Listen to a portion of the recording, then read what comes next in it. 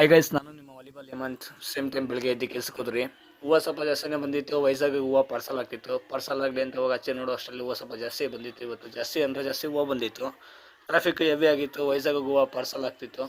ವೈಜಾಗದೆಲ್ಲ parcel ಮಾಡಿಕೊಂಡು ಸೀದಾ ಹೋಗಿ ನೋಡಿದ್ರೆ ಶಿರಾ ಸ್ವಲ್ಪ ಡೈರೆಕ್ಟ್ ಏರ್ಪೋರ್ಟಿಂದ ಫ್ಲೈಟಲ್ಲಿ ಹೋಗುತ್ತಿದ್ದು ವೈಜಾಗ್ಗೆ 1000 ಕಿಲೋಮೀಟರ್ ಇದೆ. ಅಲ್ಲಿ ಪಾರ್ಸಲ್ ಆಗುತ್ತೆ. ಆಮೇಲೆ ತುಮಕೂರು ಪಾರ್ಸಲ್ ಇತ್ತು. ತುಮಕೂರದೆಲ್ಲ ಪಾರ್ಸಲ್ ಮುಗಿಸ್ಕೊಂಡು ಹೋಗಿ ಟೀ ಕುಡ್ಕೊಂಬರೋ ಅಷ್ಟರಲ್ಲಿ ಫುಲ್ಲು ಟ್ರಾಫಿಕ್ ಇತ್ತು. ಇವತ್ತು ಹೆವಿ ಹೂವು ಬಂದಿತ್ತು. ಶಿರಾದ ಗಾಡಿ ಬಂತು. ಶಿರಾದೆಲ್ಲ ಪಾರ್ಸಲ್ ರೆಡಿ ಆಗಿತ್ತು. ಶಿರಾದ ಪಾರ್ಸಲ್ ರೆಡಿ ಇದೆ ಅಂತ ಲೋಡ್ ಮಾಡಬೇಕಾಯಿತು. ಆಮೇಲೆ ಹೈದ್ರಾಬಾದ್ ಹೂವು ಪಾರ್ಸಲ್ ಇತ್ತು. ಚೆಂಡು ಹೂವು ಎಲ್ಲ ಇವತ್ತು ಜಾಸ್ತಿ ಮಿಕ್ಕೋಗಿತ್ತು.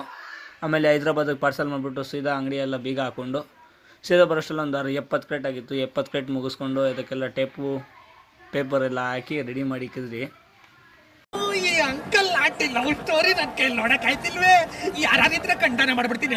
ನಮ್ಮ ಚಿಕ್ಕಬಳ್ಳಾಪುರದ ಟ್ರೈನ್ ನೋಡ್ಕೊಂಡು ಸೀದಾ ಮನೆಗೆ ಬಂದೆ. ಮನೆಗೆ ಬಂದು ನೋಡಿದ್ರೆ ಹೋಗಿ ಅಂಗಡಿ ಹಾಕೋಣ ಅಂದರೆ ವಿಂಟರ್ ನೋಡ್ರಿ. ವಿಂಟರ್ ಹೆವಿ ಕೋಲ್ಡ್ ಇತ್ತು.